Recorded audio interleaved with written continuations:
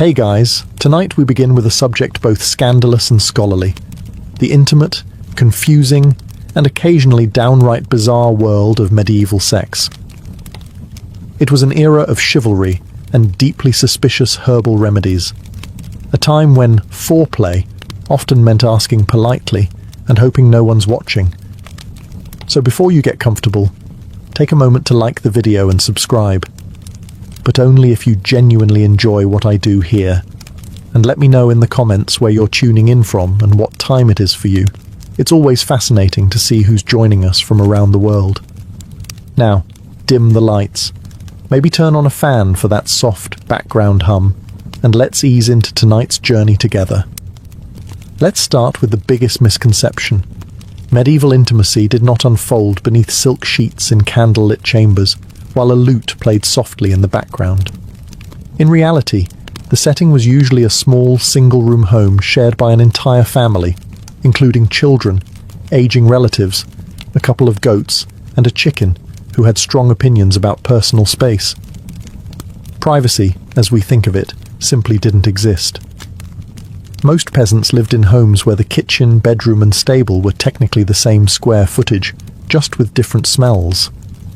If a couple wanted some alone time, they had to get creative. Timing mattered, so did volume. And ideally, so did whether the kids were asleep and facing the wall. Curtains were a luxury, beds were shared, and even among the upper classes, servants might be asleep at the foot of the bed, or standing in the corner pretending not to notice anything.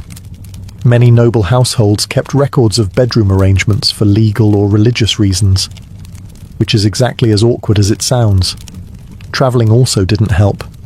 Inns often had shared beds.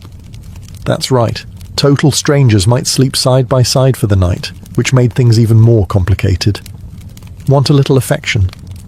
You better check if there's already someone in the bed, and whether or not they brought their boots.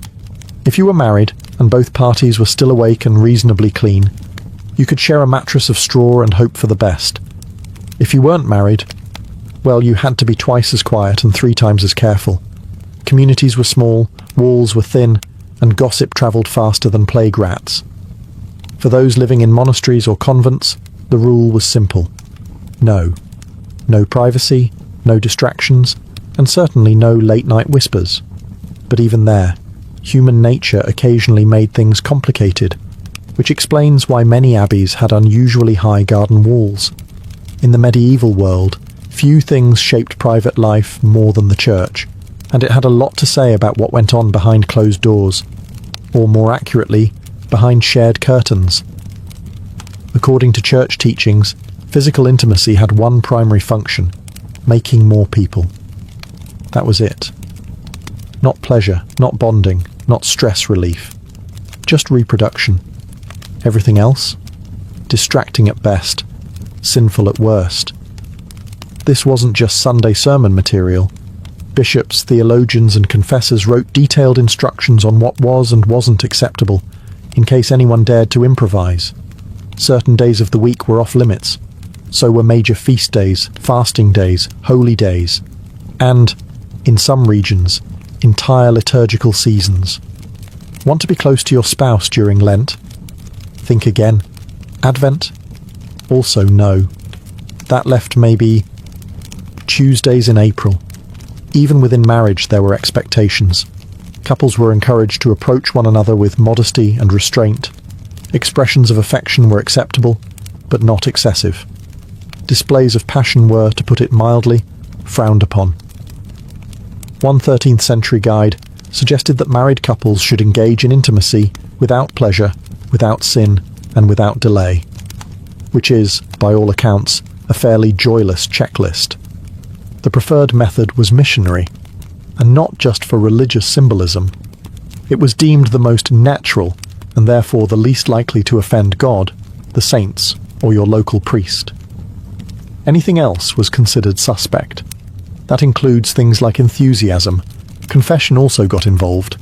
Priests often asked pointed questions during confession to determine whether couples had broken any moral or ecclesiastical guidelines. These weren't vague spiritual inquiries, they were very specific. Sometimes uncomfortably so. Let's just say the average 14th century friar knew far more about his parishioners' bedrooms than their birthdays. Still, enforcement was uneven. Some regions were stricter than others. Some priests ignored these rules entirely, and many lay people, particularly peasants, simply smiled, nodded, and did what they were going to do anyway, quietly. If you think modern couples have trouble syncing their schedules, spare a thought for medieval folks.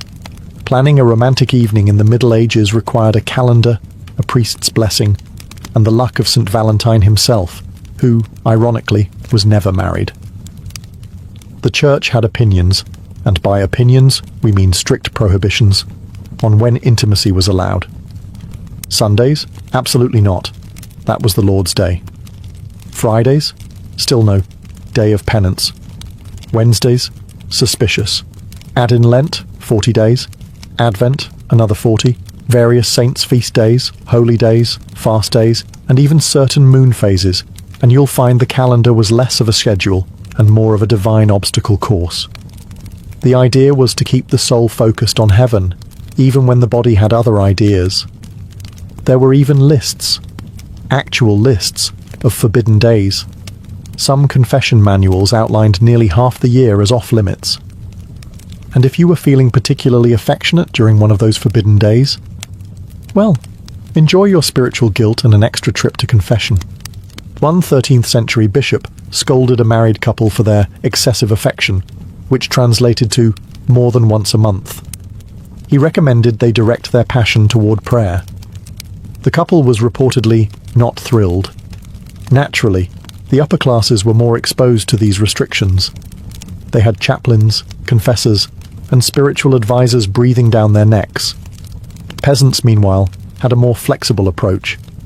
Their lives revolved around livestock, weather, and not freezing to death, which left less time for worrying about whether Tuesday was the feast of St. No Fun. To make things worse, some believed that intimacy during the wrong time could result in sickly children, divine punishment, or, worst of all, a reputation. If your neighbours caught wind that you were celebrating a little too enthusiastically during Lent, it could lead to shame, gossip, or a strongly worded sermon delivered with maximum eye contact. Romance in medieval Europe was less about falling in love and more about falling into a legally binding agreement. If you were hoping for candlelit dinners, poetry, and whispered confessions, you'd be better off reading a troubadour ballad. Real-life courtship for most people involved livestock, land rights, and two families agreeing not to start a feud. Marriage was primarily a business deal. Daughters were exchanged to cement alliances, acquire property, or secure peace between neighbours who had previously disagreed over whose pig ate whose cabbage. A bride might come with a dowry of coin, linens, or a small patch of farmland. In return, the groom's family might promise not to be entirely insufferable. Courtship, when it happened, was supervised, sometimes literally. Young people rarely courted alone. A maiden might be watched over by her mother, a stern aunt, or, if things got really serious, an entire village that was very invested in whether or not you held hands. Among the nobility, arranged matches were the norm. Kings and lords negotiated marriages like chess moves, and affection was something you developed later, or not at all. As one medieval proverb more or less stated, "Better a wealthy match with a grumpy face than a poor one with dimples." Romantic. Even among peasants, practical concerns ruled. A man's suitability was judged by his land, tools, or the size of his ox. And women? They were evaluated on their housekeeping skills, reputation, and general ability to not start drama at the market. This doesn't mean love didn't exist, it did, but it usually came after marriage, not before. If affection grew over time, that was considered a bonus, not a requirement. Think of it like medieval emotional DLC, not included in the base marriage package. Still, where there's a will, there's a workaround. Secret flirtations, playful songs, and moonlit walks to the village well became the unsanctioned side quests of medieval dating. Just be careful. Get caught kissing behind the barn, and you could face public penance, a fine, or a very disappointed father with a pitchfork. Let's clear up one of the most persistent legends about medieval relationships: chastity belts. Yes, you've probably seen them in cartoons, historical dramas, or very unfortunate museum gift shops. Those iron contraptions allegedly locked around a woman's waist while her husband went off to war, leaving her physically and morally sealed. Except, not really. There's no solid historical evidence that chastity belts were ever widely used in the Middle Ages. In fact, most examples we have today come from the Renaissance or even the Victorian era, periods more obsessed with the idea of medieval repression than with what actually happened. Many of these belts were created as joke items, warnings, or museum curiosities, not functioning devices. Medieval manuscripts, which often record all sorts of uncomfortable details, are suspiciously silent about mass belt distribution. No tailors advertised them. No laws regulated them. No churches handed them out during awkward marriage ceremonies. It's almost as if, and stay with me here, they weren't actually a thing. Which makes sense, because the design is wildly impractical. Medieval hygiene was already questionable. Now imagine adding a rusty metal contraption with no user manual, and a padlock that probably required a blacksmith. It would have caused more infections than it prevented indiscretions. So where did the myth come from? Likely from a combination of later moral panic and satire. Renaissance moralists and Victorian collectors loved the image of a repressed, over-controlled medieval woman. It fit their narrative. And nothing says virtue like a literal keyhole in your underpants. In reality, fidelity was enforced through more traditional and more effective means: shame, surveillance, religion, and strategic matchmaking. Noblewomen were often chaperoned within an inch of their lives. Peasant girls had entire villages watching them like unpaid private investigators. And any whiff of scandal could lead to ruined reputations, lost dowries, or awkward confessions involving phrases like, "at the edge of the barley field."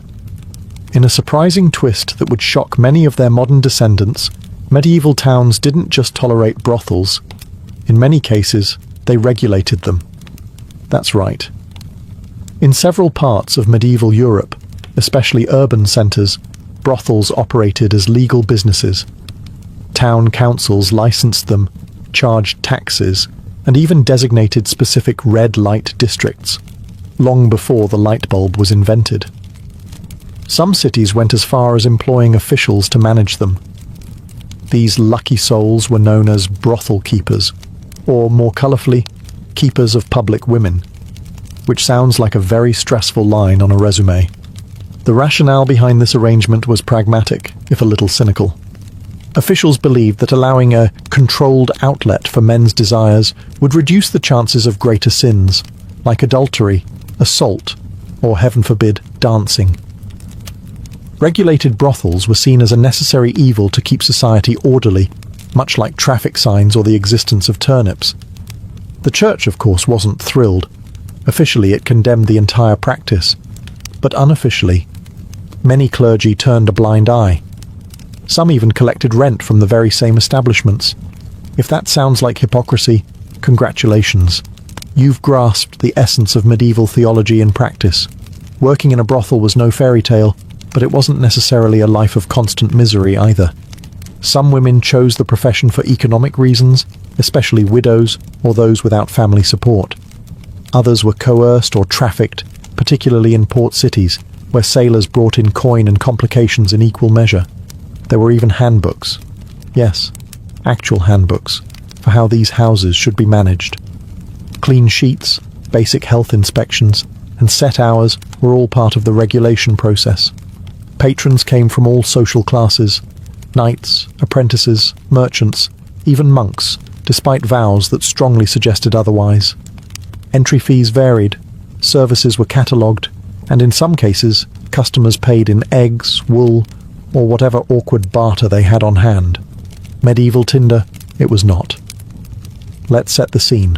Candlelight flickering, a soft breeze through the thatched roof.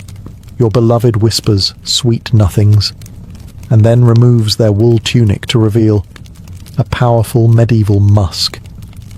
Because when it came to personal hygiene, medieval Europe had Priorities. Staying clean was on the list, just somewhere after surviving the plague, fixing the roof, and catching the pig that got into the pantry again.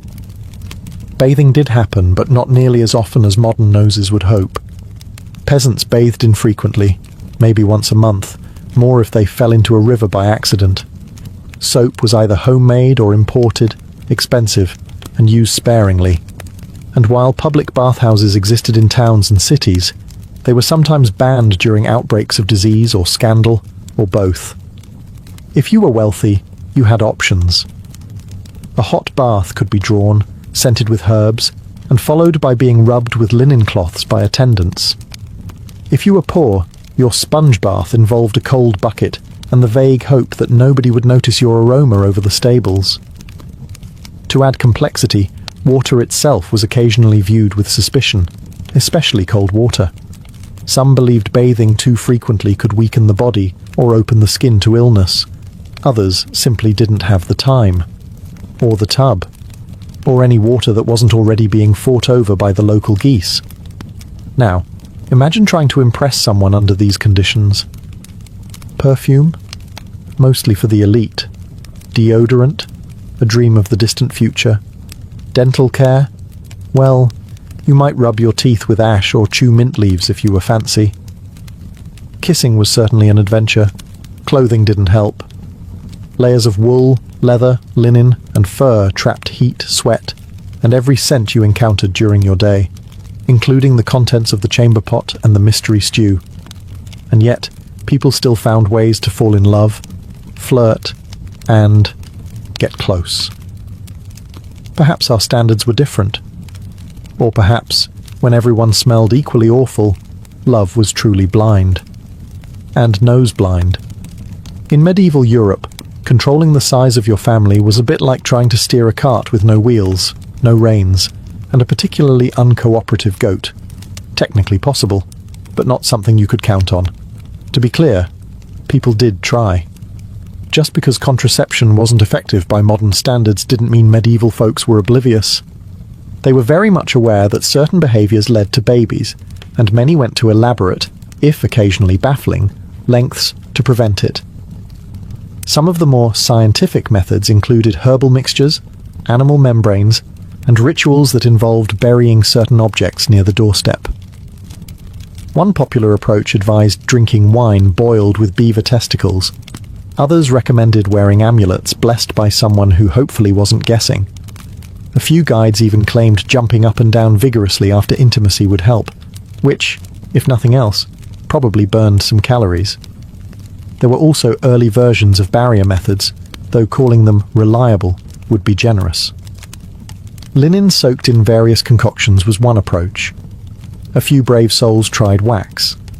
And there are scattered references to, let's call them medieval prototypes of what would later become familiar latex devices. But don't ask how they were made.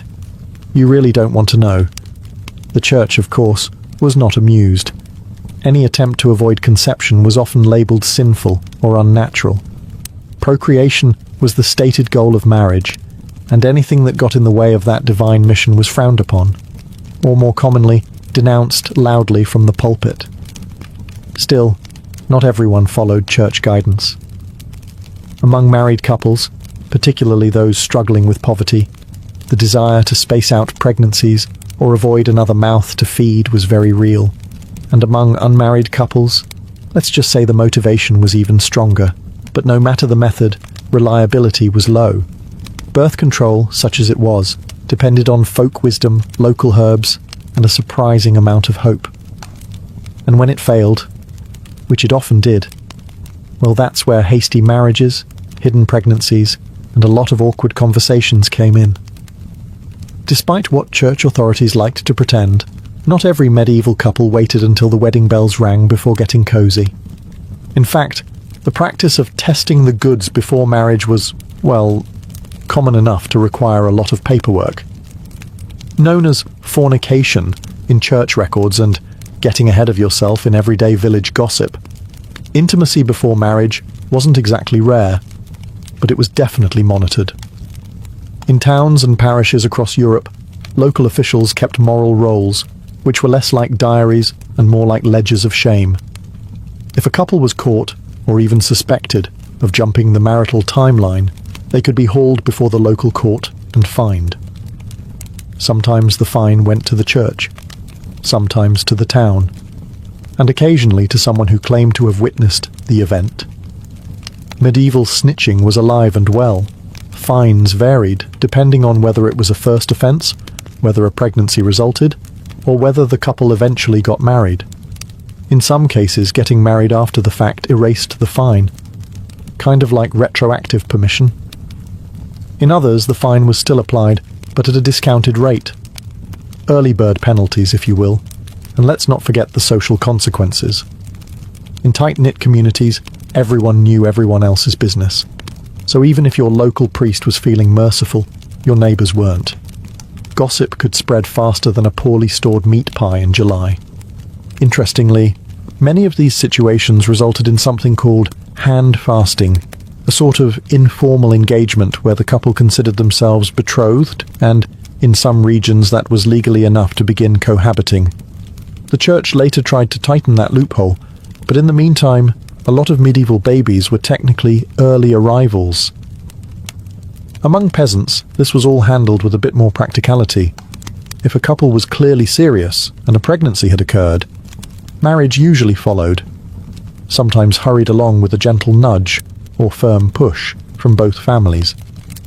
Among nobles, however, consequences could be far worse, especially if inheritance or reputation was on the line. In the medieval world, virginity wasn't just a virtue, it was a contract clause, a political tool, and occasionally a community-wide obsession. Among the peasantry, expectations varied by region and circumstance. A young woman was generally expected to arrive at marriage untested, at least officially. But if she didn't, well, some eyebrows would rise, and a small fine or shotgun wedding might sort things out. For the upper classes, though, things got serious. Noble women's virginity was directly tied to inheritance, alliances, and family honour. A broken engagement might spark a feud. A pregnancy out of wedlock could derail generations of planning. So how did they verify it? Well, badly. Sometimes it came down to vague testimony and character references. She seemed virtuous, or she avoided the stable boy mostly. Other times, more invasive methods were used, like midwives or matrons inspecting for the infamous hymen, which science has since confirmed is not, in fact, a medieval chastity barometer. But that didn't stop anyone. There were also attempts to prove virginity after the wedding, such as displaying a blood-stained sheet, like a very awkward medieval Yelp review. This tradition, while not universal, was expected in certain regions. And if the sheet stayed clean, cue lawsuits, annulments, and family drama on a scale rivaling a royal soap opera. Men, of course, were under no such scrutiny. Male virginity was considered an optional bonus. A future husband's experience level was rarely questioned. At most, he might be encouraged to avoid tavern maids or loose company, but no one was checking his laundry the next morning. Virginity was also linked to religious symbolism. Maidens were often praised as pure vessels, which is beautiful in theory and incredibly uncomfortable in practice. Young girls were raised with saintly ideals, often featuring horrifying martyrdom stories. And if a marriage was annulled on the grounds that a bride had been dishonest, it didn't just ruin her, it could drag down her entire family's honour and property claims. So yes, in medieval Europe, virginity wasn't just about morality. It was legal currency. If you're wondering whether same-sex attraction existed in medieval times, the answer is a resounding yes. Human nature didn't start in the 20th century, but if you're wondering whether it was openly accepted, that's where things get complicated. Medieval society was structured around religious doctrine, social roles, and property rights, and all three had a lot to say about who could love whom. Spoiler alert, it was usually a man and a woman within marriage, preferably for the purpose of making more villagers. Officially, same-sex intimacy was labelled a sin by the church, often lumped in with other unnatural acts, like dancing on feast days or reading too many books. Punishments varied wildly depending on region, time period, and who was involved. A peasant couple might get a scolding and penance. Nobles, they might face exile, or quietly be ignored if they had enough land. But while the church thundered from the pulpit, real life was messier. We have records, poems, letters, even legal documents that show emotional, romantic, and sometimes physical relationships between people of the same sex. Some monks wrote love letters to each other in Latin that sound suspiciously less brotherly and more longing. Noblewomen sometimes shared beds and declared exclusive devotion in terms that would make a troubadour blush. Medieval Europe also had social structures that blurred lines. All-male monasteries and all-female convents created deep emotional bonds. Knightly brotherhoods were full of vows and affectionate language.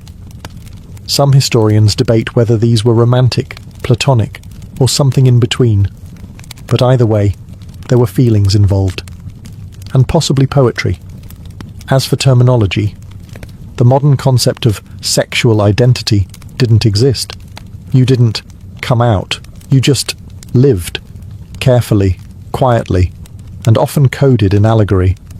There were no pride parades, but there were songs, saints' stories, and suspiciously intense pilgrimages taken in pairs. Adultery in medieval Europe was a bit like handling a live chicken while juggling knives.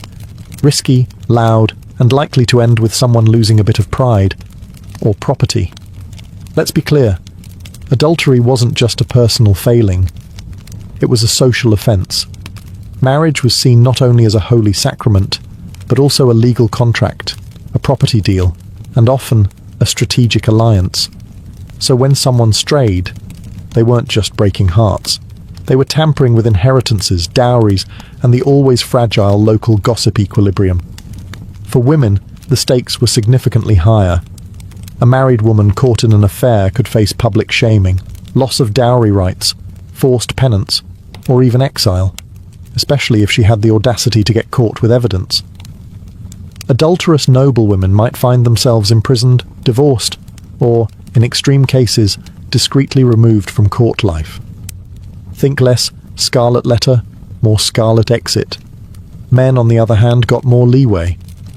A married man having an affair with an unmarried woman might be seen as morally suspect, but not legally punished, unless the woman's family had powerful friends or the church was feeling unusually righteous that week. That said, not all adulterers got off easy. Some towns imposed steep fines or required public confession. A few legal records include creative punishments, such as parading through the village in nothing but a shift or having to pay for a new church bell. Because nothing says divine justice like bronze acoustics. The real danger, however, wasn't always the law. It was the husband. Honour killings weren't unheard of, particularly among nobles. If a cuckolded man discovered his wife's affair, medieval custom sometimes allowed him to take appropriate action. The definition of appropriate, of course, depended heavily on his status and how many swords he owned. For the wealthy, things could spiral into full-blown scandals, duels, annulments, or decade-long family feuds. For peasants, the consequences were usually financial. A fine here, a goat forfeited there, and a permanent place in village gossip. In medieval Europe, the idea of consent existed, but not in the way we understand it today. It wasn't about mutual respect or enthusiastic yeses. Instead, it was tangled in law codes, dowries, church doctrine, and the occasional shrug from society. Let's start with the basics. Medieval canon law did recognize the concept of consent in marriage. In fact, a marriage was considered valid if both parties verbally consented, even without a priest present. That's right. Two people saying "I will" in a field somewhere could technically be married. Romantic? Possibly. Legally confusing? Absolutely. But here's the rub. Just because consent was acknowledged in theory doesn't mean it was respected in practice, especially for women. For noble daughters, consent often came after arrangements were made. Families negotiated marriages like peace treaties. The young lady's opinion might be politely requested, or strongly implied. But in the end, the dowry talked louder than she did. For peasant women, choices were broader, but still pressured. Saying no to a match could mean economic ruin or social backlash. Saying no to the local Reeves' son? Riskier still. Inside marriage, consent became even murkier. Husbands had legal rights to their wives' bodies, and denying them could be grounds for complaint or annulment. Some church thinkers argued that spouses owed each other the marital debt, which sounds like a joint checking account, but was actually far less voluntary. Still, the picture wasn't all grim. Medieval courts did prosecute cases of coercion and assault, especially when witnesses were available or the accused didn't have powerful friends. In urban centres like London or Paris, court records show women and men bringing forward complaints, sometimes winning justice, or at least making a public stink. And let's not forget the literary side. Medieval tales are full of complex dynamics. Courtly love poetry, for example, often danced around consent, with knights pining, ladies refusing, and everyone dramatically swooning. If nothing else, they knew it was important to ask, even if they ignored the answer. If you ever felt like the medieval church had a complicated relationship with physical pleasure, you're right. It wasn't just complicated. It was borderline suspicious. And that suspicion extended right into the bedroom of every married couple, where the church preferred, ideally, that nothing too enjoyable was going on. To be fair, the church didn't outright ban marital relations. That would have been a logistical nightmare for inheritance, population, and, well, humanity. But it did strongly recommend moderation. Extreme moderation. Like, once a month, in the dark, no smiling, kind of moderation. Theologians of the time praised celibacy as the highest form of spiritual discipline. Saints were celibate. Monks and nuns took vows. Even married couples were encouraged to live in continence, abstaining entirely, especially if they were older, holier, or simply tired of each other. A couple who voluntarily gave up intimacy was praised as being halfway to sainthood, or at least halfway to separate beds. Some church thinkers like St. Jerome went even further. He argued that even within marriage, desire was a weakness. Marital relations were acceptable only for procreation, not for fun, not for bonding, and certainly not because someone looked particularly fetching in their woolen nightshirt. This attitude filtered down into confessionals and moral manuals. Priests were instructed to ask married parishioners if they had been too lustful, even with their own spouses. Picture the awkward silence that must have followed that question at the altar rail. And yet, people still lived their lives. Most peasants, merchants, and even nobles nodded politely at the church's teachings, then went home and did whatever felt right between chores, taxes, and the odd peasant uprising. Let's be honest, after a long day threshing barley or settling land disputes, a little affection probably felt more comforting than shameful. But for the truly devout, celibate marriages were held up as models of spiritual partnership. These were couples who lived together, prayed together, and considered carnal urges a thing of the past, or at least a thing better left to younger, less holy villagers. After everything we've covered, arranged marriages, fines for flirting, herbal birth control, suspicious bath habits, and church warnings against smiling too much, you might be wondering, did medieval people actually fall in love? The answer is yes. Awkwardly, passionately, and sometimes even happily.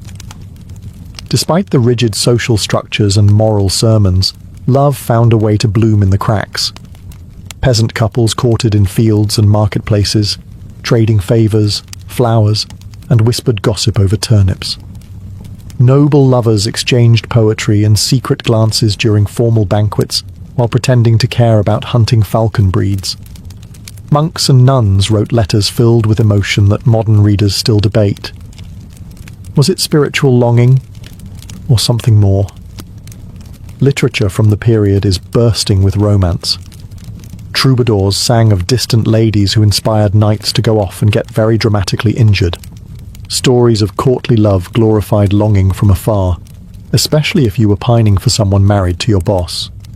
Sure, the love was often unattainable, But hey, that's where the best verses come from. In some cases, couples genuinely married for love. Records survive of peasants who eloped or refused matches arranged by their parents. Even nobles occasionally rebelled, much to the horror of their family accountants. The church, interestingly enough, actually required verbal consent from both bride and groom, even if that consent was delivered through gritted teeth while holding a goose as dowry collateral. And once married, many couples built strong partnerships. They worked side by side, raised children, endured plagues, and navigated taxes, which is basically the medieval version of a romantic getaway. Letters between spouses, especially during times of separation, show real affection, real longing, real commitment. Even widows and widowers sometimes remarried for companionship rather than political gain, choosing someone they like to spend their remaining years with. Because even after everything, the rules, the risk, the ritual, people still wanted to feel loved, preferably before curfew, and hopefully not during Lent. It all began with a disaster. Zeno of Citium, a wealthy merchant from the island of Cyprus, had it all. Ships loaded with precious dyes, trade routes mapped across the Mediterranean, and the kind of fortune that made a man feel invincible. But fate, as ancient philosophers love to remind us, doesn't care how many ships you own. Somewhere near Athens, Zeno's fleet was caught in a violent storm. The sea didn't just swallow his cargo, it swallowed his identity. One moment, he was a merchant. The next, a man with nothing. When he finally reached the Athenian shore, he was broke, soaked, and, ironically, on the verge of something far more enduring than trade wealth. With nowhere to go, and nothing left to lose, Zeno wandered into a small bookshop in the Athenian agora. It was here that he picked up a worn copy of Xenophon's Memorabilia, a text that preserved the wisdom of Socrates. Intrigued by the quiet power of the ideas within, Zeno asked the bookseller where he could find a man like Socrates. The bookseller simply pointed to a stooped, cranky philosopher named Crates walking by. And so, Zeno began studying under Crates the Cynic, a man known for rejecting wealth and possessions with almost theatrical dedication. He once threw his money into the sea just to prove a point. At first, Zeno struggled with this extreme lifestyle. He wasn't ready to live in poverty for philosophy's sake. But Crates planted a seed in his mind, one that grew into a new way of thinking. Zeno didn't stay a student forever. Over time, he pieced together his own worldview, borrowing Socratic ethics, Cynic discipline, and the logical rigor of earlier thinkers like Heraclitus. Eventually, he began teaching in the painted colonnade of Athens, the Stoa Poikile, a public porch decorated with murals.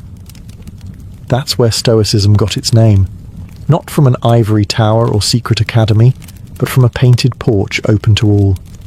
It's a fitting origin, a philosophy born not from luxury, but from ruin.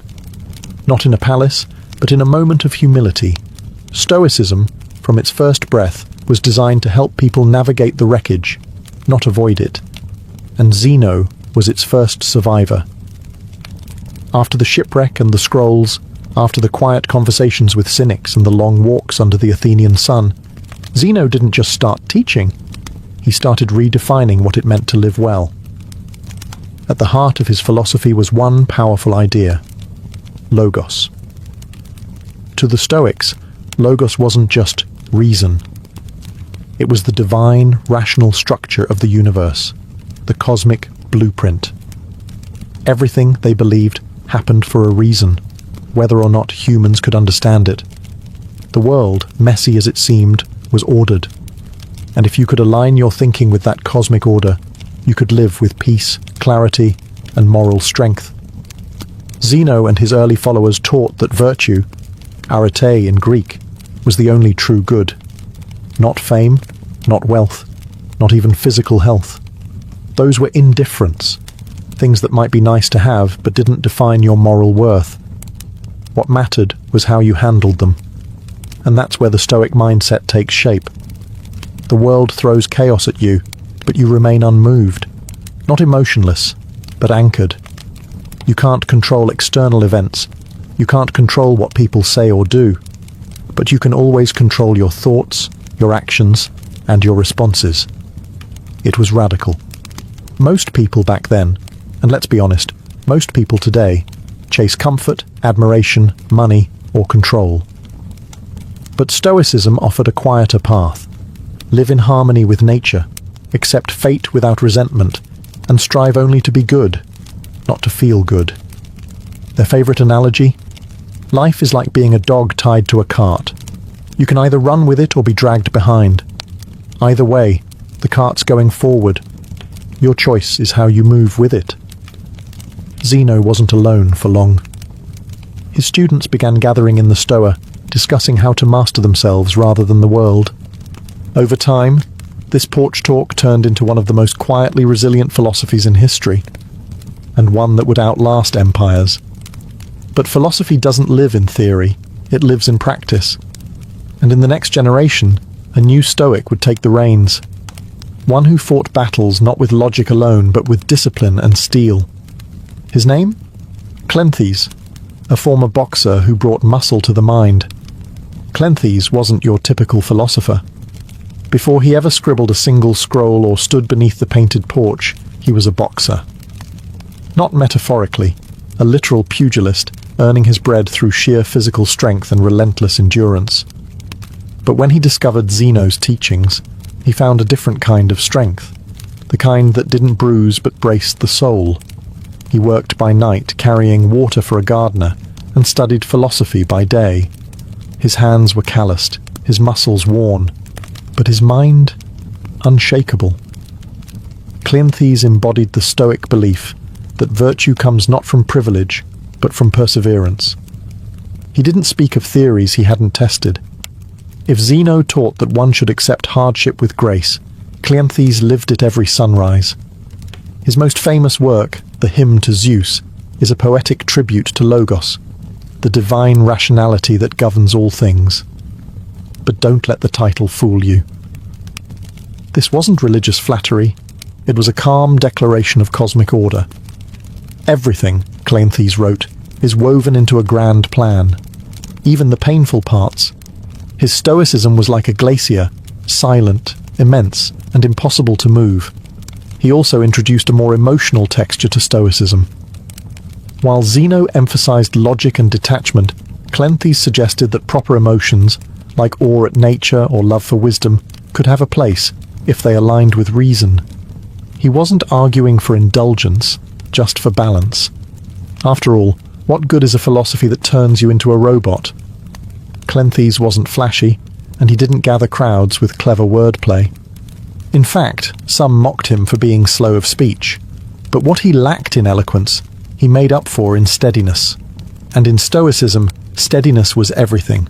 He eventually succeeded Zeno as head of the Stoic school, not because he was charismatic, but because he lived the philosophy more fully than anyone else.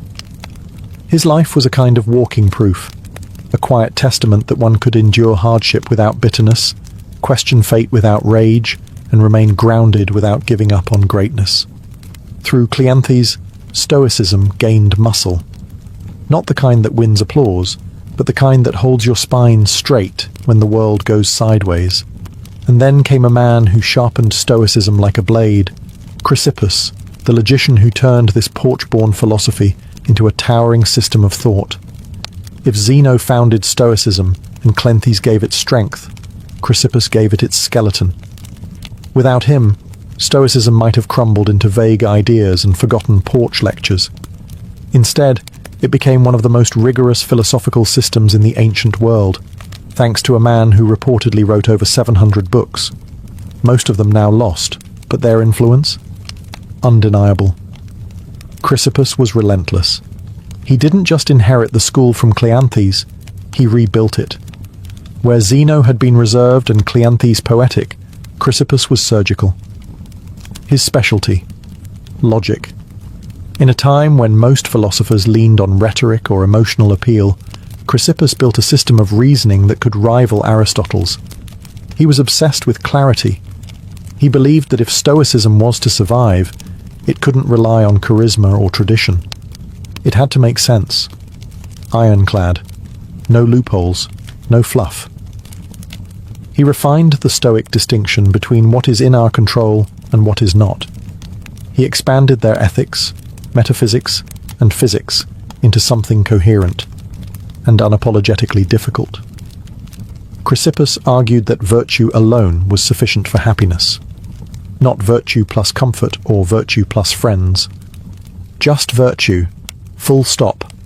One of his most famous contributions was the lecton, a concept describing the meaning behind words. He argued that every spoken word had a sayable, a layer of content carried by speech, tied to logic. It might sound abstract, but this deepened the Stoic understanding of reason and clarity, which for them was essential to a good life. But he wasn't just dry parchment and dusty scrolls. Chrysippus had a biting wit. Once, when accused of not practicing what he preached, he supposedly replied, "Would you blame a doctor who gets sick? He still knows how to treat illness." Stoicism wasn't about pretending to be perfect. It was about trying, every single day, to close the gap between your actions and your ideals. Thanks to Chrysippus, Stoicism hardened. It became more than a comfort for shipwrecked merchants or poetic boxers. It became a discipline, something you studied, practiced, and used to cut through confusion and chaos. And that discipline would soon find its way out of Greece, into the heart of Rome, where emperors and slaves alike would grapple with its power. By the time Stoicism drifted into Rome, the philosophy had already weathered centuries of refinement. But in the hands of the Romans, it evolved from a Greek intellectual pursuit into a way of life suited for statesmen, generals, and even emperors. The Romans weren't interested in abstract metaphysics or syllogisms about lector. They wanted practicality. They faced wars, conspiracies, betrayal, and personal ruin, and they needed a system that could hold their inner world steady while the outer world collapsed. Stoicism, with its focus on self-mastery and virtue in the face of chaos, was a perfect fit.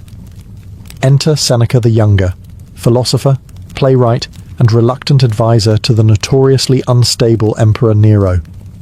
Seneca wasn't born into hardship.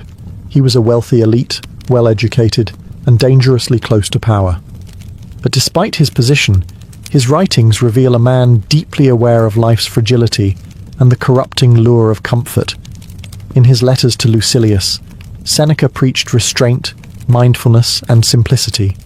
He warned against being ruled by emotion or desire, and yet his own life was a battlefield between Stoic ideals and political compromise. He amassed wealth even as he wrote about frugality. He served a tyrant even while writing about virtue. But rather than discredit him, this tension makes him more relatable. Seneca didn't pose as a saint. He was painfully aware of his contradictions. His advice to others often came with a quiet self-rebuke. "I am not a wise man," he wrote, "but a lover of wisdom." And maybe that's the most Stoic thing of all, not to claim mastery, but to pursue it humbly. While Seneca offered Stoicism to the elite, another Roman gave it to everyone else. Epictetus, a former slave. Crippled and impoverished, Epictetus owned nothing, not even himself, and yet he taught that true freedom comes from within. "You may chain my leg," he said, "but not even Zeus can conquer my mind." To him, life's hardships weren't obstacles. They were training grounds for virtue. His teachings, preserved by his student Arrian, became a Stoic manual for inner liberation. In Rome, Stoicism was no longer just philosophy. It was armor. Mental armor. And soon, that armor would be worn by the man who ruled the known world, Marcus Aurelius, emperor, warrior, and the most unlikely of all, a philosopher king. It's one thing to read philosophy in peace. It's another to write it on the front lines of war, while ruling an empire crumbling at its edges. Marcus Aurelius, crowned emperor of Rome in 161 CE, was a man born into unimaginable privilege. And yet, His reign was anything but comfortable. Plagues swept across the empire. Germanic tribes pushed at the borders. His co-emperor Lucius Verus died early. His generals betrayed him. And worst of all, his own son, Commodus, would grow into the tyrant he had hoped never to raise. Amid all this, Marcus didn't write speeches or propaganda. He wrote to himself, quiet, personal reflections later compiled into the Meditations.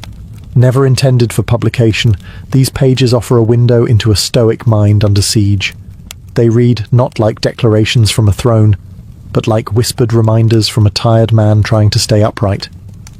Begin each day by telling yourself, he wrote, "Today I shall meet with interference, ingratitude, insolence, disloyalty, ill will, and selfishness." That wasn't pessimism. It was preparation. Marcus believed that by expecting hardship, he could face it without being thrown off course. To him, people's actions were not insults. They were reflections of their ignorance. And his duty wasn't to control others, but to control himself. He often reminded himself, "You could die tomorrow. You could die today. So act now, not with anxiety, but with purpose." That wasn't despair. That was clarity. Despite commanding legions and managing a vast empire, Marcus was obsessed with inner life. He believed you could be surrounded by chaos and still remain untouched if your mind stayed anchored in reason and virtue. He rarely indulged in cruelty.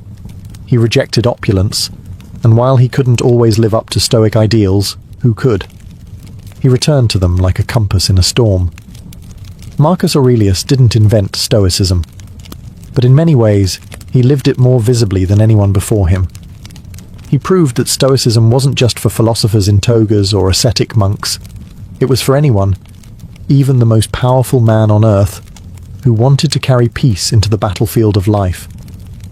And yet, after Marcus, the flame of Stoicism began to flicker. It wouldn't vanish, but it would retreat, waiting centuries to be rediscovered by new seekers of calm in the modern world. After the death of Marcus Aurelius in 180 CE, Stoicism didn't exactly die, but it faded. The philosophy that had once stood at the heart of Roman intellectual life began to slip quietly into the background. Part of this had to do with politics. Marcus's son, Commodus, inherited the empire and seemed determined to undo every Stoic virtue his father lived by. While Marcus embodied restraint and wisdom, Commodus embodied indulgence and vanity. The Roman court became a theatre of excess, and philosophy had no role in the spectacle. Meanwhile, a new force was rising: Christianity. As it spread through the Roman Empire and eventually became state religion, its theology, rituals, and worldview began to replace the ancient schools. Where Stoicism taught self-reliance, Christianity emphasized divine grace. Where Stoicism taught acceptance of fate, Christianity spoke of redemption and the will of God. Though these ideas weren't always in conflict, Christian thinkers often saw Stoicism as a noble but ultimately pagan system, admirable, yet incomplete. And yet, Stoicism didn't vanish. It simply migrated, its core ideas seeping into early Christian thought. Many church fathers admired the Stoics. Thinkers like Augustine, though critical of Stoic pride, respected their moral seriousness. And monastic traditions, especially among Christian ascetics, borrowed heavily from Stoic discipline. Silence, simplicity, denial of luxury, and the examination of conscience, all of these would have felt right at home in the writings of Epictetus or Seneca. Throughout the medieval period, Stoicism became a sort of background philosophy, respected by scholars, cited by monks, but rarely practiced in full. It was no longer a public movement or a street-side school. It was a whisper in the margins, kept alive by scribes, theologians, and the occasional curious mind. But survival is sometimes stronger than success. Stoicism's quiet endurance meant that when the intellectual winds shifted centuries later, during the Renaissance and the Enlightenment, its ideas would be ready to return. For all its decline, Stoicism had left seeds buried in the soil of Western thought. And when people once again sought clarity, purpose, and strength without illusion, those seeds would bloom. And one day, they'd even show up in places no ancient philosopher could have imagined. In self-help books, leadership seminars, and yes, on your favorite podcast. Stoicism's comeback didn't arrive with a scroll in hand. It came through blogs, books, and podcasts. After centuries of quiet influence, the ancient philosophy found itself suddenly reborn in the digital age, repackaged for a world buzzing with distractions, anxieties, and the pressure to constantly optimize everything. In the 20th century, philosophers like Pierre Hadot began peeling back the layers of Stoicism, reminding readers that it wasn't just an intellectual exercise, it was a way of life. Not cold, but contemplative. Not harsh, but healing. Hadot argued that ancient philosophy was originally a spiritual practice, and Stoicism, more than any other school, was meant to be lived, not merely read. That message hit home for a new generation. In the early 2000s, authors like Ryan Holiday helped usher Stoicism into the mainstream with accessible books like The Obstacle is the Way and Ego is the Enemy.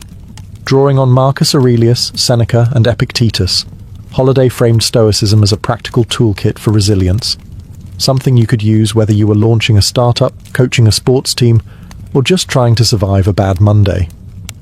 Tech leaders and entrepreneurs soon latched on. Tim Ferriss, Naval Ravikant, and others began citing Stoic texts like instruction manuals for high-performance living. The idea was simple. In a world that moves fast, thinks shallow, and craves constant validation, Stoicism offers an antidote: stillness, control, and clarity. Even mental health professionals took notice. Therapies like cognitive behavioral therapy, CBT, borrow heavily from Stoic principles. Challenge your thoughts. Focus on what you can control. Don't let emotion dictate action. Sound familiar? But the revival wasn't without criticism. Some said modern Stoicism had been stripped of its depth, turned into motivational wallpaper for productivity bros. And there's truth to that. Not every inspirational quote on Instagram reflects the rigor or humility of ancient practice. Still, the fact remains. Stoicism survived not because it was trendy, but because it works.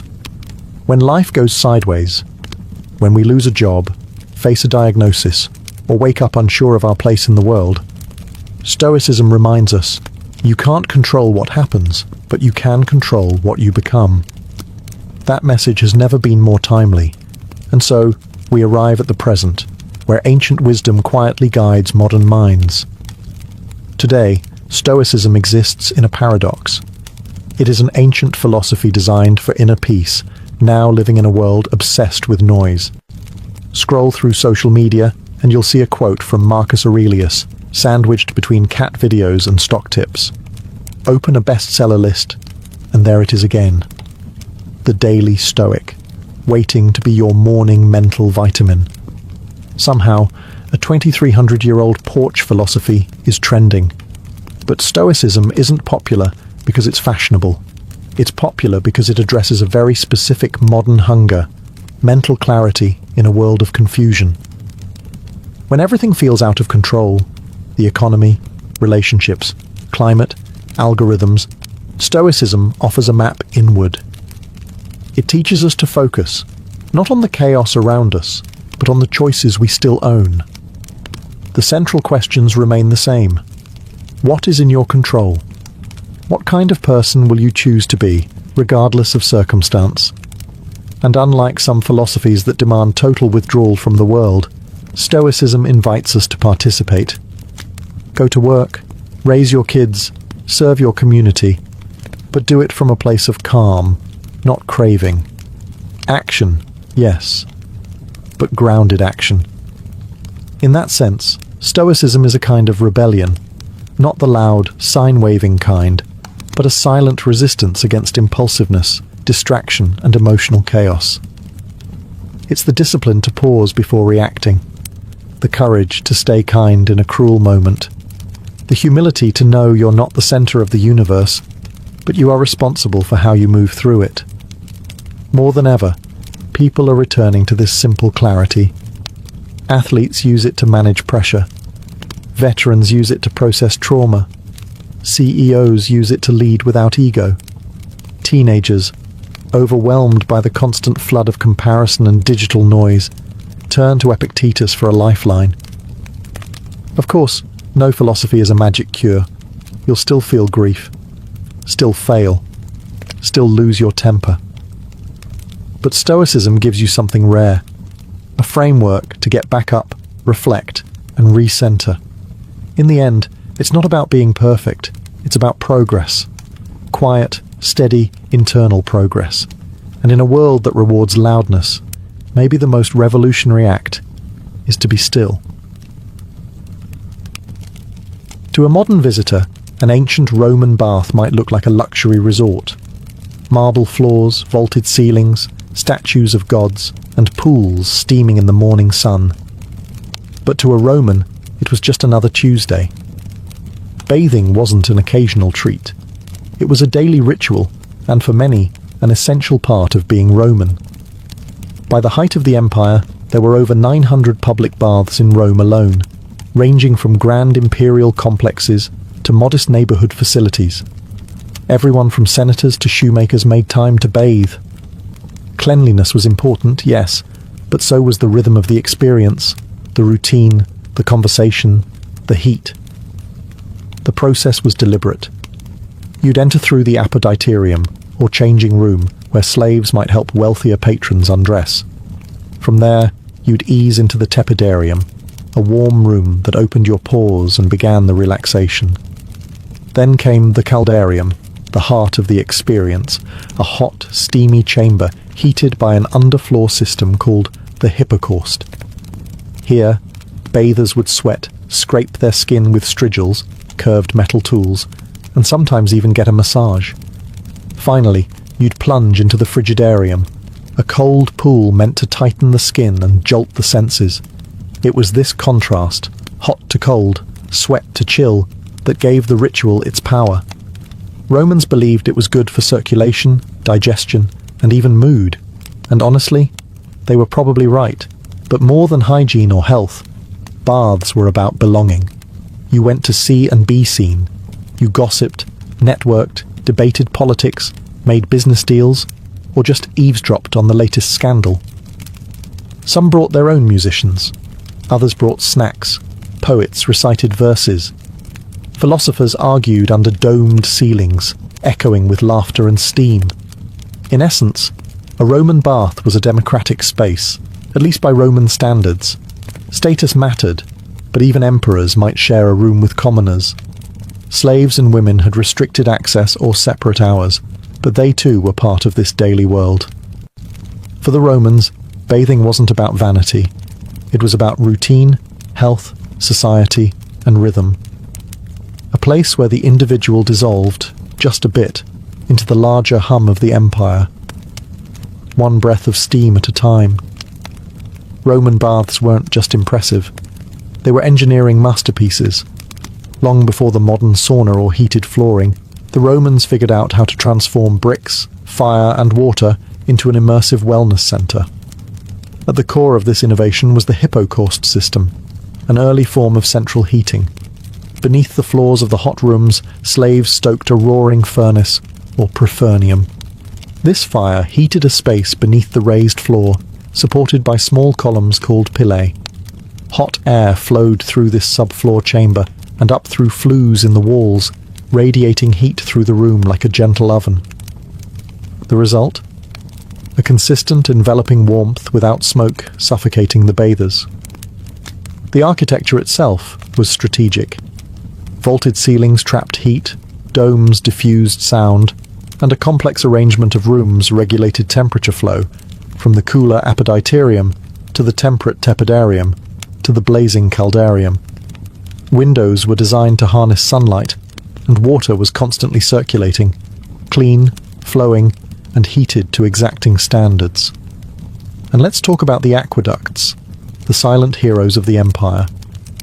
These elevated stone channels delivered vast quantities of water into the cities, allowing even inland bath complexes to operate year-round. Some of the grandest baths, like those of Caracalla or Diocletian, consumed millions of litres of water daily. Yet the system was so well built that waste was minimal and flow was constant. The water wasn't just used for soaking. Romans also had steam rooms, saunas, and even primitive flushing toilets nearby. Sewage was carried away through underground drainage systems. Again, all gravity-powered. The baths weren't isolated marvels. They were integrated into the broader infrastructure of Roman urban life. Maintenance was constant. Workers known as fornicatores tended the furnaces, while others cleaned the pools, managed supplies of wood, or repaired tiles and plumbing. It was labour-intensive, but the reward was clear. These buildings didn't just last years, many stood strong for centuries. In an age with no electricity, no industrial machinery, and no digital thermostats, the Romans created a seamless experience of heat, comfort, and flow. That's why walking into a Roman bath wasn't just entering a building, it was entering a system, one powered by fire, sustained by water, and shaped by genius. Despite all the sweat, steam, and strigils, Roman baths were never just about physical cleansing. They were about information. In a society without smartphones, email, or newspapers, the baths functioned as a kind of open-air broadcast centre. Gossip didn't trickle here. It flowed. Senators, merchants, soldiers, and poets all mingled freely, with togas off and voices raised. Conversations carried across the tepidarium like wildfire. Who was sleeping with whom? What was the emperor plotting? Which general just lost a battle in the east? Who bribed which magistrate to get out of paying taxes? If you wanted to know what was happening in Rome, or what might happen soon, the bathhouse was the place to listen. This wasn't accidental. The Roman elite knew the baths were public arenas, and they used them strategically. Politics didn't stop at the Senate steps. They soaked right into the marble floors of the caldarium. A clever patrician might accidentally bump into a rival in the hot room and float a proposal under the haze of steam.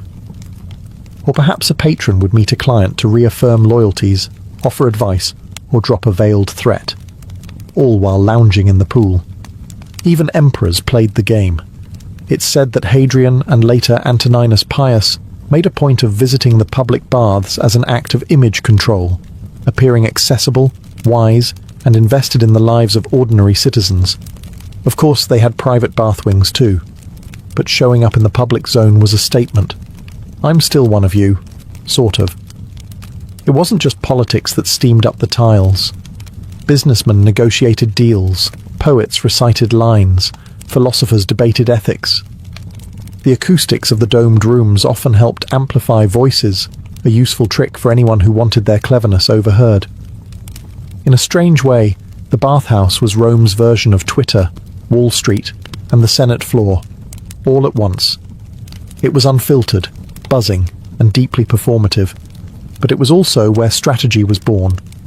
Real decisions, military, financial, personal, often started here, far from the formal halls of power. Because when everyone is half naked, sweating and relaxed, masks fall away. And in the steam, the real empire whispered its plans. To the Romans, bathing wasn't just about feeling fresh or looking polished. It was a critical part of health and medicine. The bathhouse was where ancient wellness philosophy met practical self-care. Doctors recommended it. Philosophers endorsed it. Even the military encouraged it. Hot water, cold plunges, sweating, and massages were all believed to purify the body and balance the humours. The four fluids the Romans thought governed health: blood, phlegm, yellow bile, and black bile. If these got out of balance, you got sick. But a visit to the baths, with its cycle of heating, scraping, and cooling, could supposedly restore that balance. And there's some logic to it, even by modern standards. The heat of the caldarium opened pores, relaxed muscles, and helped with circulation. The cold plunge in the frigidarium reduced inflammation and invigorated the senses. The skin was scraped clean with strigils, which removed dirt, oil, and dead skin. Afterward, many Romans received massages using scented oils, sometimes infused with herbs, sometimes just olive oil. Today, We might call this detoxing or hydrotherapy. They just called it daily life. Some of the larger bath complexes even included small medical clinics where physicians, often Greek-educated, examined patients, offered treatments, or suggested dietary changes. If you had a cough, aching joints, or digestive troubles, your doctor might prescribe not a pill, but a visit to the tepidarium, or a change in your bathing routine. Exercise was part of the picture too. Many baths had attached palestra, open courtyards for physical activity. Romans boxed, wrestled, fenced, or played ball games before beginning the bathing process. The idea was to work up a sweat before entering the steam rooms. Health wasn't passive. It was earned, one push-up and plunge at a time. Even mental health wasn't ignored. The rhythm of the bath, its slow, deliberate transitions from room to room, encouraged reflection. Some Stoics and Epicureans even wrote about the baths as places to clear the mind and tame the emotions. In many ways, Roman baths were ahead of their time, an integrated space for exercise, cleansing, socializing, and healing. A kind of ancient wellness center, with better mosaics and slightly more gossip. For the Romans, a healthy body wasn't a goal. It was the foundation of virtue, clarity, and strength. And the bathhouse was where it all began. Walking into a grand Roman bathhouse wasn't just stepping into a building. It was stepping into an aesthetic experience. The architecture, the materials, the very air, everything was designed to impress, soothe, and elevate. From the moment you entered the apoditerium, changing room, you were surrounded by elegance. The walls were often painted in vivid frescoes, mythological scenes, pastoral landscapes, or even cheeky caricatures. Marble benches lined the room, niches held clothing, and on the better days, musicians played softly in the background while your sandals were taken by a servant. Then came the baths themselves. The tepidarium was usually the most beautiful room, designed as a kind of warm antechamber to the hotter and colder extremes. It was often circular or rectangular, with high vaulted ceilings, colourful mosaics on the floors, and large windows that diffused the afternoon light. The ceilings were sometimes coffered or domed, supported by columns of Egyptian granite or local stone. The caldarium, the hot room, featured heated pools and steam. You'd see bronze or terracotta braziers, and sometimes gilded taps that flowed with heated water. The floors were warm beneath your feet, thanks to the hypocaust system, and the air shimmered with heat. Decorative fountains and statues added a touch of divine elegance. Apollo, Venus, and Hercules all made appearances. The frigidarium, cool and serene, was usually the largest and most striking space. Its cold pool reflected a ceiling often covered in painted stars or geometric patterns. The water itself glistened, sometimes lit by small skylights or open oculi that allowed a beam of sunlight to cut through the mist. There was a quiet stillness here, a contrast to the chatter and bustle of the earlier rooms. Everything in the Roman bath was designed to inspire awe. The use of imported marble, colourful tilework, and advanced geometry wasn't just vanity, it was a statement. The baths were the empire distilled into stone, orderly, refined, and proudly extravagant. Even smaller local baths took design seriously. Mosaics often warned bathers with humorous Latin phrases like "cave canem, beware of the dog," or "balneum gratum, the bath is pleasant." These were spaces meant to charm the eye, calm the spirit, and remind you, in case you forgot, that you were living in the greatest civilization on Earth. And all of that before you even got wet. While Roman baths were public spaces in theory, not all Romans experienced them equally. The bathhouse was a microcosm of Roman society, a place where lines blurred, but never fully disappeared.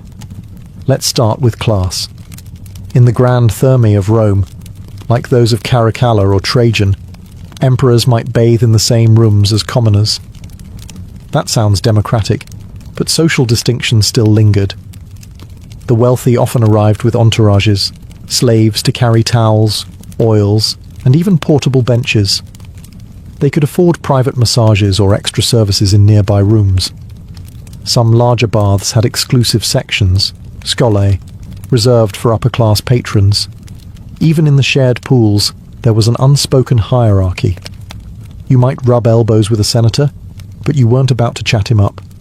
Then there was gender. Men and women did not usually bathe together. Most large bathhouses offered separate hours or separate wings. Some emperors, like Hadrian, enforced strict segregation. Others, like Commodus or Elagabalus, allowed, or even encouraged, mixed bathing, much to the horror of conservative Roman moralists. Women's access depended on time, location, and the whims of local officials. In wealthier cities, women had beautifully appointed baths of their own. In poorer regions, they often bathed early in the day, before men arrived. While some women enjoyed regular access, others, particularly those of lower status, had to navigate schedules, scrutiny, and social stigma. Slaves and freedmen made up a significant portion of bath visitors. They were allowed in and often encouraged to attend, especially if their work was labor-intensive. However, they typically entered during off-hours or in more modest facilities. That said, many slaves worked within the bathhouses as attendants, masseurs, or fire-stokers, and some were known by name for their skill and charm. And what about outsiders? Foreigners, non-citizens, and provincials were welcomed in most Roman cities, especially in the empire's heyday. In fact, the spread of Roman baths across conquered territories was one of the empire's tools of cultural integration, a way of saying, "Welcome to Rome, now take your clothes off." So yes, the Roman baths were a shared space, but just like in the forums or the Senate, your experience depended heavily on who you were. Still, for a brief moment in the mist, the hot stone and the splash of cold water, those lines could blur, and that was part of the magic. Though bathing was the central activity, Roman bathhouses were far more than places to get clean. They were entertainment hubs, part gym, part theatre, part lounge, where you could easily spend an entire afternoon, and many did. In fact, larger bath complexes resembled ancient leisure centres. After a workout in the palestra, a courtyard used for wrestling, boxing or ball games, you might take a stroll to the library, located just off the main hallway. Yes, many baths had libraries. Romans could relax with scrolls by Cicero or Virgil, blending physical rejuvenation with intellectual stimulation. A healthy body and a healthy mind. Both were on the menu. Music filled the air too. It wasn't uncommon to hear live performances from flutists, harpists or singers echoing through the domed chambers. Bathers might be serenaded while reclining near a fountain or getting an oil rub down. In fact, some bathhouses employed professional entertainers to keep the mood light and luxurious, from acrobats to comedians. There were also food stalls and snack counters, often located in or near the apoditerium. Known as popinae, these small eateries served wine, bread, olives, cheese, and dried fruits.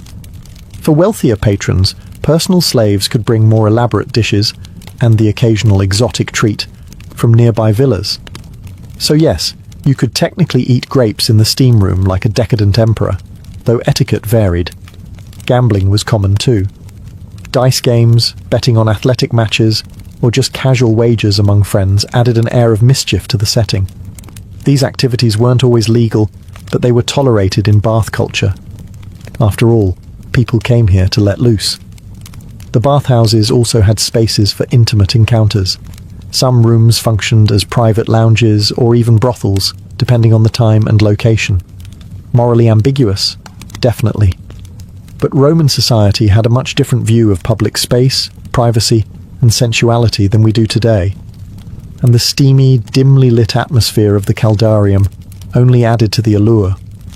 One of Rome's most remarkable achievements wasn't just building an empire, it was standardizing the Roman experience across thousands of miles. And that included baths. From the misty highlands of Britannia to the deserts of North Africa, And from the forests of Gaul to the sands of Syria, the Roman bath became a unifying symbol of Roman identity. Wherever the legions marched and the engineers followed, they built roads, forts, and bathhouses. These provincial baths weren't just carbon copies. They reflected local resources and customs while still following the essential Roman layout: apoditerium, tepidarium, caldarium, frigidarium. In cold climates like Britain or Germania, the hot rooms were especially important. In warmer places like North Africa or the Levant, some bathhouses expanded the shaded colonnades and cooled pools, offering relief from the blistering sun. Cities like Timgad in Algeria, Jerash in Jordan, and Bath in England all featured impressive thermae, often with mosaics, sculptures, and inscriptions celebrating imperial generosity. These weren't just public works, they were propaganda in stone. Every polished marble slab and steaming pool reminded locals, this is Rome, and Rome takes care of its people. But baths also played a critical role in cultural integration. For newly conquered peoples, the bathhouse served as a soft introduction to Roman customs. You might still speak your own language at home, but once you stripped off your clothes and stepped into the steam, you were participating in a Roman ritual, one that transcended ethnicity, origin, or local tribe. It also became a mark of urbanization. A city wasn't truly Roman until it had proper baths. They often came bundled with forums, amphitheaters, and temples, creating civic centers that mirrored those of the capital. Bathing, then, wasn't just about hygiene.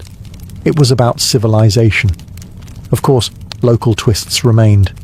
In Syria, baths sometimes incorporated Eastern architectural styles and mixed-gender spaces. In Britain, Celtic traditions subtly influenced the bathing sequence, and in Egypt, older Hellenistic models blended with Roman designs to create hybrid complexes with lush courtyards and incense-filled chambers. No matter the local flavor, the Roman bath became a universal experience, one that made an empire feel cohesive. A place where even at the farthest frontier, you could close your eyes in the caldarium and, for a moment, feel like you were in the heart of Rome. Like so much of Roman civilization, the glory of the baths didn't last forever. As the empire weakened in the 4th and 5th centuries CE, so too did the great bathhouses. What had once been daily rituals for millions slowly slipped into disrepair, abandonment, and, eventually, ruin. Several factors contributed to this decline. First, the empire's economy crumbled under the weight of inflation, military overreach, and political instability. Funding the maintenance of vast bath complexes, which required teams of workers, constant fuel for the hypocaust, and clean water from aqueducts, became unsustainable. Then came the breakdown of infrastructure. Aqueducts fell into neglect or were deliberately destroyed during invasions. Without running water, the baths lost their core purpose. The once bubbling caldariums went dry, and the marble halls echoed with silence. Religion also played a part. As Christianity became dominant, public bathing, especially mixed or nude bathing, came under increasing moral scrutiny. Church leaders saw the baths as symbols of pagan indulgence and bodily vanity. While some Christian emperors tried to preserve the public health function of the baths, others shut them down or repurposed them into churches, monasteries, or administrative buildings. And yet, the legacy of Roman baths endured. In the Islamic world, the tradition continued through hammams, bathhouses that carried forward many Roman innovations: heated rooms, steam treatments, and communal cleansing rituals. These spread across the Middle East and North Africa, preserving the essence of Roman wellness in a new religious and cultural framework. In Europe, spas and mineral baths became popular during the Renaissance and later Enlightenment, especially in places like Bath, England, and Baden-Baden, Germany. These revived bathing as a therapeutic and social activity, echoing the Roman model even as the empire itself was long gone. Today, the ruins of Roman baths still captivate visitors. The baths of Caracalla, the Stabian baths in Pompeii, and countless smaller sites across Europe and the Mediterranean remind us that Rome didn't just conquer through the sword, it conquered through comfort, engineering, and shared ritual. Roman baths may have crumbled, but their spirit lives on. In our gyms, our spas, our hot showers, and our quiet moments of self-care. In a way, every time we draw a hot bath or sit in a sauna, we're channeling a bit of the empire, steam rising, tension fading, time slowing, just as it did 2,000 years ago. In ancient Egypt, medicine didn't live in a laboratory. It lived in the temple, the home, and the world of the gods. Healing was not just a science, it was a spiritual art, and the person who treated your illness might just recite a spell while applying a poultice to your wound. That's because Egyptian medicine was deeply intertwined with religion. Illness, to them, wasn't only about injury or infection. It could also be caused by the wrath of a god, the invasion of a malevolent spirit, or a disruption in Mayat, the cosmic order that governed all things. So, doctors, known as SWNU, weren't always working alone. They often collaborated with priests who specialized in ritual and incantation. Together, they formed a dual force of treatment, one applying remedies, the other invoking divine protection. Temples were more than places of worship, they were centers of healing. Specific temples, like those dedicated to Imhotep, the architect, physician, and later deified healer, served as proto-hospitals. People would sleep there in hopes of divine dreams that revealed the source of their ailment or the cure itself.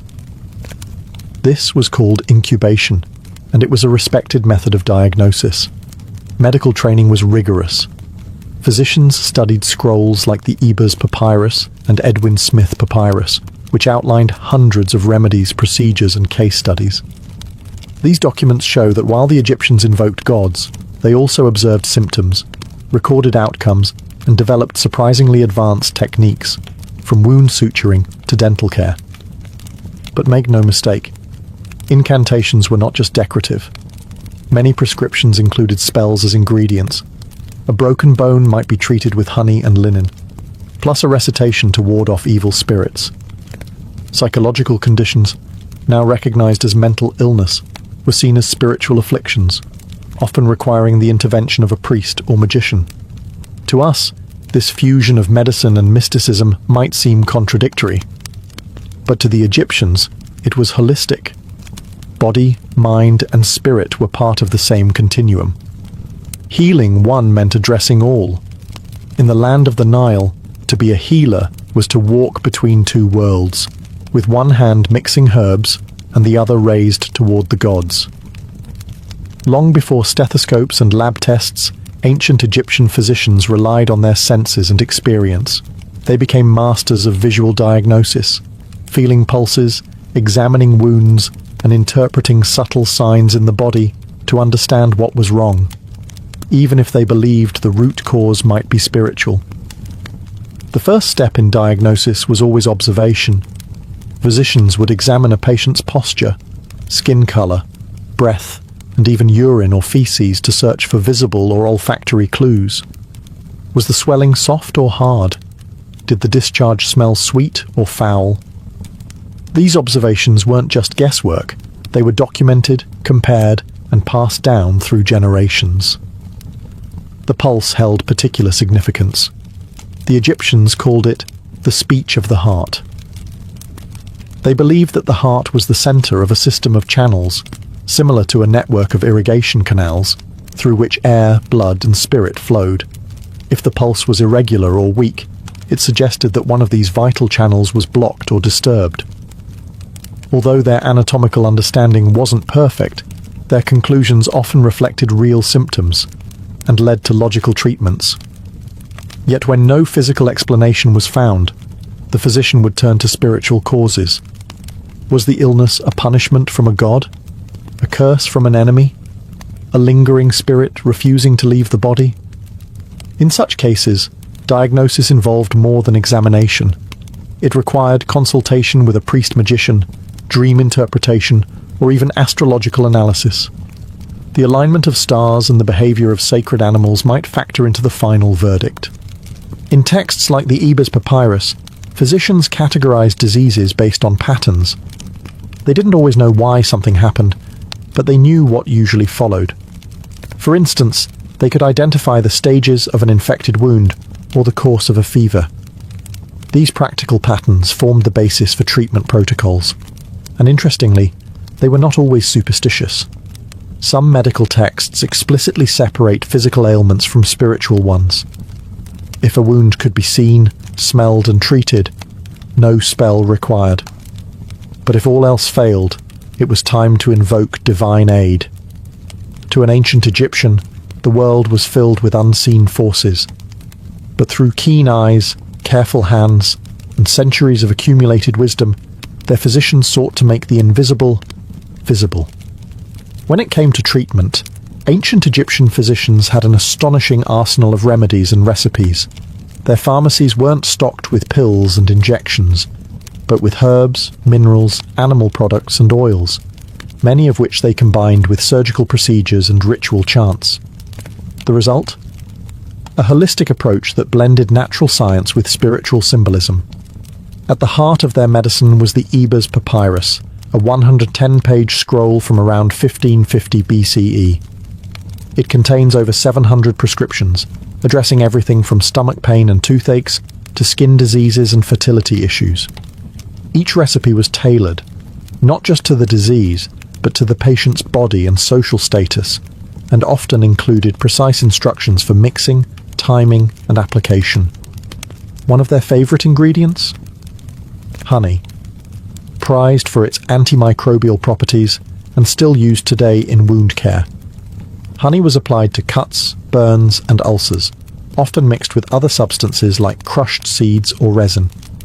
They also used garlic, onion, juniper berries, and myrrh, not just for their aroma but for their antiseptic and anti-inflammatory effects. Their pharmacopoeia included more exotic fare as well: crocodile dung for contraceptives, lizard blood for skin treatments, hippopotamus fat, and even mummified human flesh for particularly superstitious cures. To modern eyes, this may seem grotesque, but these remedies reflected their belief that the power of the ingredient lay not only in its physical properties, but also in its spiritual essence. Minerals like natron, a naturally occurring salt, were used to dry wounds, cleanse infections, and preserve bodies. Copper, known for its antimicrobial qualities, was sometimes crushed and mixed into salves. Oils from lotus, castor beans, and black cumin were used for massage and pain relief. Doses varied depending on the affliction. A prescription might read, mix crushed sycamore fruit, honey, and natron. Apply for 4 days. Recite the following spell over the mixture. In Egypt, words were medicine too. The spoken charm activated the cure. A reminder that for them, healing was as much about meaning as it was about chemistry. Far from primitive guesswork, Egyptian medicine was highly systematic, documented, and refined. While some remedies were bizarre, many were surprisingly effective, and some survive, in spirit or science, even today. Their medicine chest was drawn from the land, the body, and the gods, and they reached into all three to heal. While much of ancient Egyptian medicine focused on herbs and incantations, the Egyptians were not afraid to cut when necessary. They understood that some ailments needed more than a poultice or a prayer. They needed a steady hand and a sharp blade. The best evidence of Egyptian surgery comes from the Edwin Smith Papyrus, a 3,600-year-old medical text, unlike any other from the ancient world. It is methodical, clinical, and strikingly modern in tone. It describes 48 cases, mostly traumatic injuries, skull fractures, broken collarbones, spinal wounds, and includes step-by-step instructions on examination, treatment, and prognosis. What's fascinating is how pragmatic the document is. It even classifies cases into 3 outcomes: an ailment I will treat, an ailment I will contend with, and an ailment not to be treated. In other words, treatable, uncertain, and hopeless. This was triage, a concept we still use in emergency medicine today. Egyptian surgeons used a range of tools: bronze knives, scalpels, forceps, cautery hooks, and needles. They practiced stitching wounds, draining abscesses, setting bones with wooden splints, and even performing circumcisions. Some mummies show evidence of successful bone healing, indicating that patients survived their injuries and continued living for years. They were also pioneers in wound hygiene. Before stitching a cut, a physician might cleanse it with honey, beer, or resin, all of which have antiseptic properties. They then applied bandages soaked in oils or herbal mixtures to reduce inflammation and promote healing. Pain was eased with opium extracts or sedative herbs, though there's no evidence of general anesthesia. Surgery was likely painful, but quick and precise. One striking detail: Egyptians often left foreign bodies, like embedded arrowheads, in place if removing them posed greater risk. It shows a nuanced understanding of anatomy and risk management. They knew when not to intervene. Of course, surgery had its limits. There's no record of internal operations or major amputations. They lacked knowledge of circulation and infection the way we know it today. But within the boundaries of what was possible, Egyptian surgeons were remarkably skilled. They didn't just experiment. They observed, recorded, and passed their knowledge down. Through bandage and blade, Egypt laid the groundwork for practical hands-on medicine. And centuries later, those lessons would echo through the halls of Greek, Roman, and modern surgical practice. In ancient Egypt, women's health was not a fringe concern. It was central to medical practice. Fertility, pregnancy, childbirth, and contraception were all treated with serious attention, and women both received and sometimes practiced medical care themselves. One of the most fascinating sources on the topic is the Kahun Gynecological Papyrus, dating to around 1800 BCE. It's the oldest known medical text focused entirely on women's reproductive health. The document includes diagnoses and treatments for infertility, miscarriage, vaginal discharge, and birth complications.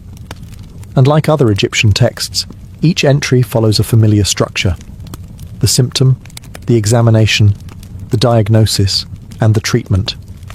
Sometimes purely medical, sometimes magical, often both. For pregnancy, diagnosis began with clever experimentation. One common test involved having a woman urinate on barley and emmer wheat seeds. If the barley sprouted, she was said to be carrying a boy. If the emmer grew, a girl. If neither sprouted, she was not pregnant. Believe it or not, modern tests suggest this method may have had a modest accuracy, likely due to hormone levels affecting germination. Contraceptives were another area of focus. Ancient physicians used mixtures like honey, acacia leaves, and ground dates, inserted as a kind of barrier. Some recipes included crocodile dung, which sounds alarming, but was likely used for its sticky texture and symbolic potency. These were primitive forms of spermicides and barriers, aimed at preventing conception. During childbirth, midwives took the lead. They used birth bricks, platforms on which the labouring woman squatted, and offered both physical and spiritual support. Incantations were spoken to ward off the demoness Amit, who was believed to cause miscarriages or birth complications.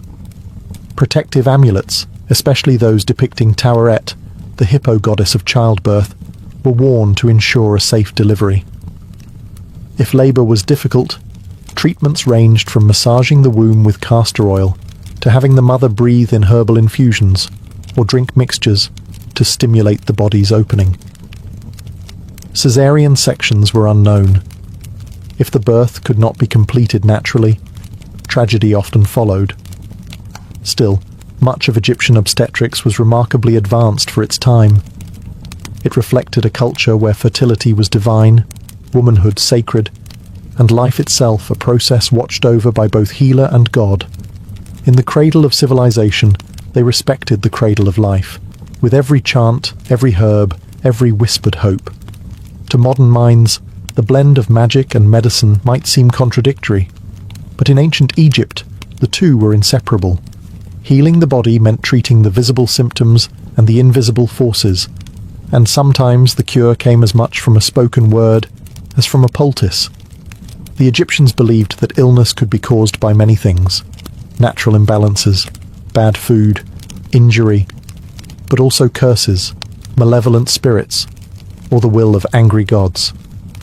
If you broke your leg in an accident, that was one thing. But if your stomach hurt for days with no visible cause, that might be a demon, or even the restless soul of the dead, Ak, trying to torment you. In these cases, physicians turned to Heka, the sacred power of magic, which was thought to have been given to humanity by the gods themselves. Heka wasn't stage illusion, it was a legitimate divine force, just as real as water or fire. A healer might use it to activate a remedy, protect a wound from infection, or drive out an invisible entity. Spells were often included in medical texts, such as the Ebers Papyrus and the London Medical Papyrus.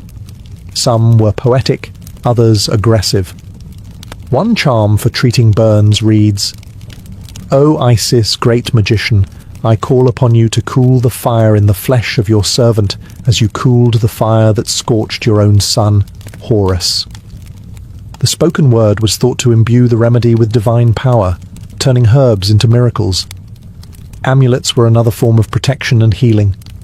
People wore charms shaped like the eye of Horus, Ankhs, or the scarab beetle, each with symbolic significance. These amulets were believed to ward off evil, prevent disease, and protect both the living and the dead. Some were even embedded in bandages or placed directly on wounds. Specific deities were also invoked depending on the ailment. Sekhmet, the lion-headed goddess of plagues, was feared but also prayed to for healing.